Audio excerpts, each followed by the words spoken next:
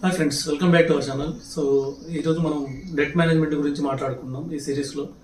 So కొంతమంది actually ఏంటంటే వాళ్ళ ఇన్కమ్ కన్నా ఎక్కువ అప్పులు చేయడానికి ట్రై చేస్తున్నారు. అంటే కొన్ని అట్రాక్టివ్ ఇన్వెస్ట్మెంట్ కోసం, ఇప్పుడు సపోజ్ ల్యాండ్ గురించి లేకపోతే గోల్డ్ కొనడం గురించి, ఇలాంటి టైంలో అప్పులు చేస్తే ప్రాబ్లం లేదు. ఎందుకంటే మనం అప్పు చేసి ఒక ఇన్వెస్ట్మెంట్ కొంటాము, ఆ ఇన్వెస్ట్మెంట్ ఒక 12% రిటర్న్ వస్తుంది అనుకుంటే మనం ఒక 5%కో 6%కో లేకపోతే 7%కో ఇంట్రెస్ట్ తీసుకొచ్చి ఆ అసెట్లో ఇన్వెస్ట్ చేస్తే తప్పు లేదు, ఎందుకంటే అది 12% రిటర్న్ ఇస్తుంది కాబట్టి. కానీ ఇలాంటి 12% రిటర్న్ ఇచ్చే ఇన్వెస్ట్మెంట్స్ కోసం 15%, 20% అప్పులు తెస్తున్నారు. ఇవి ఏంటంటే డెఫినెట్గా లాస్ అయిపోతారు ఇందులో ఓవర్ పీరియడ్. ఇంకోటి ఏంటంటే మార్కెట్ బాగాలేనప్పుడు అప్పులకి అయితే మాత్రం కంపల్సరీ ఇంట్రెస్ట్ కట్టాల్సిందే, కానీ ఇక్కడ రిటర్న్స్ రావు.